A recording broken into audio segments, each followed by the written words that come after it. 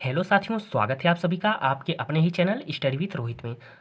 साथियों, आज की इस वीडियो में रेलवे ग्रुप डी के लिए साइंस और जीके से कुछ महत्वपूर्ण प्रश्न लिए हैं।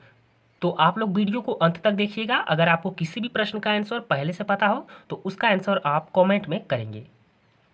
पहला प्रश्न है, किस देश को उगते हुए सूर्य की भूमि कहा जाता है? बताएंगे साथियों कि किस देश को उगते हुए सूर्य की भूमि कहा जाता है। इंपॉर्टेंट प्रश्न साथियों। तो इसका सही आंसर ऑप्शन नंबर बी हो जाएगा, जापान। जापान को उगते हुए सूर्य की भूमि कहा जाता है। और दोस्तों, अगर यहीं पर आपसे पूछा जाए कि अर्धरात्रि के सूर्य का देश किसे कहा जाता है, तो नॉर्वे को कहा जाता है। और डूबते हुए सूर्य का देश किसे कहा जाता है? ब्रिटेन को। अर्धरात्रि का सूर्य नॉर्वे को, और डूबते हुए सूर्य का देश ब्रिटेन को, और उगते हुए सूर्य का देश जापान को कहते हैं। तो इस प्रश्न का सही आंसर ऑप्शन नंबर बी हो जाएगा।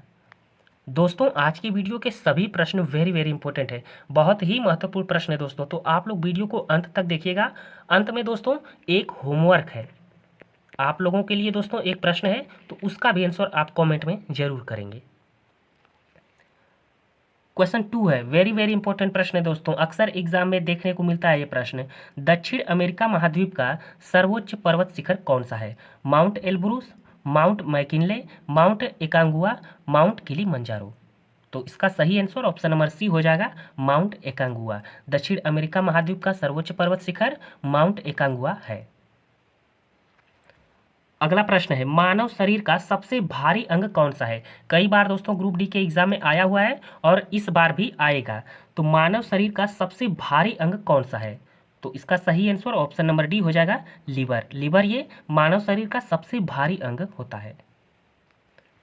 अगला प्रश्न है, विटामिन बी6 का रासायनिक नाम क्या है? वेरी वेरी इंपॉर्टेंट प्रश्न है साथियों, सभी प्रश्न आज के इंपॉर्टेंट हैं। तो विटामिन बी6 का रासायनिक नाम क्या है? तो इसका सही आंसर ऑप्शन नंबर ए हो जाएगा, पायरिडॉक्सिन। पायरिडॉक्सिन ये विटामिन बी6 का रासायनिक नाम है। दोस्तों आप लोग कमेंट में विटामिन ए और विटामिन सी का रासायनिक नाम कमेंट बॉक्स में बताइए। क्वेश्चन 5 है, मोटर की साइड मिरर के रूप में उपयोग होता है। बताएंगे साथियों कि जो मोटर जो गाड़ियां होती हैं दोस्तों, उनके साइड मिरर, जो दोस्तों पीछे देखने के लिए मिरर इस्तेमाल होता है, वह किस दर्पण का होता है? अवतल दर्पण, समतल दर्पण, उत्तल दर्पण, या इनमें से कोई नहीं? जी हाँ साथियों, इसका सही आंसर ऑप्शन नंबर सी हो जाएगा, उत्तल दर्पण। साइड मिरर में दोस्तों उत्तल दर्पण का इस्तेमाल होता है। दोस्तों ये प्रश्न वेरी वेरी इंपॉर्टेंट था, कई बार रेलवे के एग्जाम में ये प्रश्न आया हुआ है, तो आप लोग इसे अच्छे से याद रखेंगे। अगला प्रश्न है, हड़प्पा किस नदी के किनारे स्थित है? बताएंगे साथियों कि हड़प्पा किस नदी के किनारे स्थित है? गंगा नदी, सिंधु नदी, रावी नदी, या चेनाब नदी? जी हाँ दोस्तों, इसका सही आंसर ऑप्शन नंबर सी हो जाएगा, रावी नदी। रावी नदी के किनारे दोस्तों हड़प्पा स्थित है। अगला प्रश्न है, हड़प्पा सभ्यता की खोज किसने की थी? बताएंगे साथियों कि हड़प्पा सभ्यता की खोज किसने की थी? राखाल दास बनर्जी, मोतीलाल नेहरू, रंगनाथ राव, दयाराम साहनी। तो इसका सही आंसर ऑप्शन नंबर डी हो जाएगा, दयाराम साहनी। दयाराम साहनी ने दोस्तों 1921 में हड़प्पा सभ्यता की खोज की थी। अगला प्रश्न है, पनामा नहर किन दो महासागरों को जोड़ता है? बताएंगे साथियों कि पनामा नहर किन दो महासागरों को जोड़ता है? अरब सागर एवं हिंद महासागर, भूमध्य सागर एवं अटलांटिक महासागर को, प्रशांत महासागर एवं अटलांटिक महासागर को, भूमध्य सागर एवं लाल सागर को? बताएंगे दोस्तों इसका सही जवाब क्या हो जाएगा। वेरी वेरी इंपॉर्टेंट प्रश्न है दोस्तों। तो इसका सही आंसर ऑप्शन नंबर सी हो जाएगा, प्रशांत महासागर को अटलांटिक महासागर से जोड़ता है। पनामा नहर दोस्तों प्रशांत महासागर और अटलांटिक महासागर को जोड़ता है। तो इसका right answer option number C हो जाएगा। अगला प्रश्न है, त्रिस्तरीय पंचायती राज व्यवस्था का विचार किसने रखा था? बताएंगे साथियों कि त्रिस्तरीय पंचायती राज व्यवस्था का विचार किसने रखा था? जी हाँ साथियों, इसका सही आंसर ऑप्शन नंबर सी हो जाएगा, बलवंत राय मेहता कमेटी ने। बलवंत राय मेहता कमेटी ने त्रिस्तरीय पंचायती राज व्यवस्था का विचार रखा था। क्वेश्चन 10 है, निम्न में से किसने महात्मा गांधी के खिलाफत आंदोलन से जुड़ने का विरोध किया था? बताएंगे साथियों कि निम्न में से किसने महात्मा गांधी के खिलाफत आंदोलन से जुड़ने का विरोध किया था? इसका right answer option number D हो जाएगा, मोहम्मद अली जिन्ना ने। अगला प्रश्न है, वॉलीबॉल के खेल प्रत्येक टीम में कितने खिलाड़ी होते हैं? जो दोस्तों वॉलीबॉल का खेल होता है उसमें प्रत्येक टीम में कितने खिलाड़ी होते हैं? तो इसका सही आंसर ऑप्शन नंबर ए हो जाएगा, 6 खिलाड़ी होते हैं।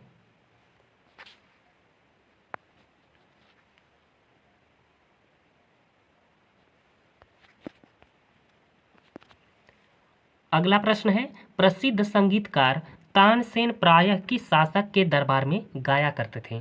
बताएंगे साथियों कि प्रसिद्ध संगीतकार तानसेन किस शासक के दरबार में गाया करते थे? अलाउद्दीन खिलजी, शेर शाह सूरी, अकबर या फिर फिरोज शाह तुगलक? जी हाँ साथियों, इसका सही आंसर ऑप्शन नंबर सी हो जाएगा, अकबर। अकबर के शासनकाल में दोस्तों प्रसिद्ध तानसेन ये गाया करते थे। अगला प्रश्न है, अशोक के अभिलेख को सर्वप्रथम किसने पढ़ा था? बताएंगे साथियों कि अशोक के अभिलेख को सर्वप्रथम किसने पढ़ा? तो इसका सही आंसर ऑप्शन नंबर बी हो जाएगा, जेम्स प्रिंसेप ने। जेम्स प्रिंसेप ने अशोक के अभिलेख को सर्वप्रथम पढ़ा था। वेरी वेरी इंपॉर्टेंट प्रश्न है दोस्तों, इसे आप याद रखेंगे। अगला प्रश्न है, थार मरुस्थल कहाँ स्थित है? पंजाब, हरियाणा, गुजरात या फिर राजस्थान में? सिंपल प्रश्न है दोस्तों, इसका आंसर आप कमेंट में बताएंगे। इसका आंसर आप कमेंट में बताएंगे कि थार मरुस्थल कहाँ स्थित है। अगला प्रश्न है, निम्नलिखित में से किस राज्य से कर्क रेखा नहीं गुजरती है? नहीं बताना है दोस्तों कि किस राज्य से कर्क रेखा नहीं गुजरती है। छत्तीसगढ़, त्रिपुरा, मणिपुर, मिजोरम? जी हाँ साथियों, इसका सही आंसर ऑप्शन नंबर सी हो जाएगा, मणिपुर। मणिपुर से कर्क रेखा नहीं गुजरती है। छत्तीसगढ़, त्रिपुरा, मिजोरम और दोस्तों भारत के टोटल 8 राज्यों से होकर कर्क रेखा गुजरती है। अगला प्रश्न है, निम्नलिखित में से किसको समुद्रों का सबसे गहरा बिंदु माना जाता है? बताएंगे साथियों कि समुद्रों का सबसे गहरा बिंदु कौन सा है? तो इसका सही आंसर ऑप्शन नंबर ए हो जाएगा, मेरियाना गर्त। और दोस्तों मेरियाना गर्त ये किस महासागर में है? तो प्रशांत महासागर में। प्रशांत महासागर में मेरियाना गर्त स्थित है। अगला प्रश्न है, ऑपरेशन फ्लड कार्यक्रम किस पर केंद्रित है? वेरी वेरी इंपॉर्टेंट प्रश्न है दोस्तों।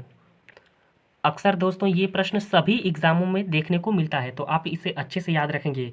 ऑपरेशन फ्लड कार्यक्रम किस पर केंद्रित है? तो इसका सही आंसर ऑप्शन नंबर बी होगा, दुग्ध उत्पादन बढ़ाने से।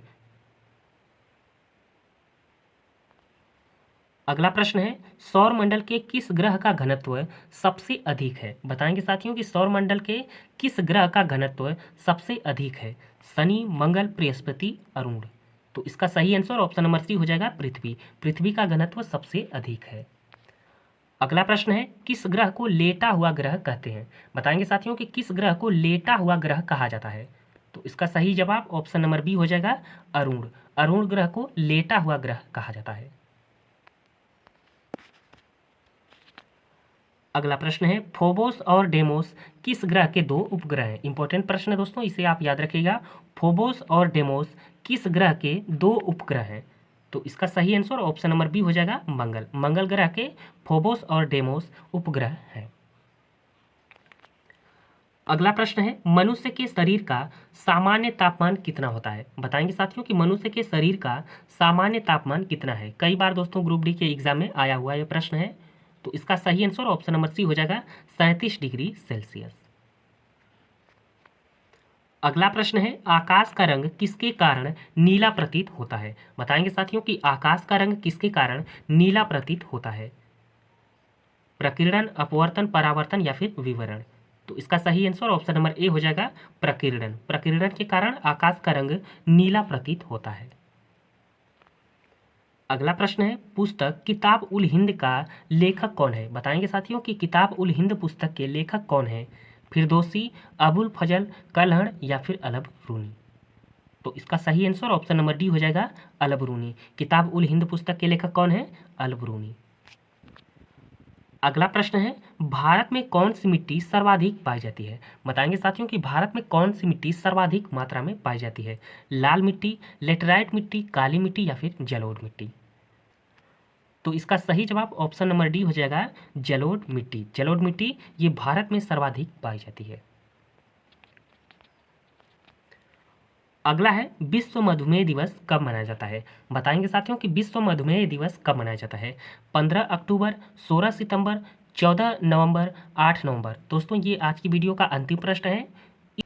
इस प्रश्न का आंसर आप कमेंट बॉक्स में बताएंगे। ये आप लोगों के लिए होमवर्क है। तो दोस्तों अगर आपको वीडियो अच्छी लगी हो तो वीडियो को लाइक करिए। दोस्तों मैं बार बार बीच में लाइक करने के लिए नहीं बोलता हूँ, तो इसका मतलब कि नहीं कि आप वीडियो लाइक नहीं करेंगे। तो आप लोग वीडियो को लाइक कर दीजिए, अच्छा लगा हो तो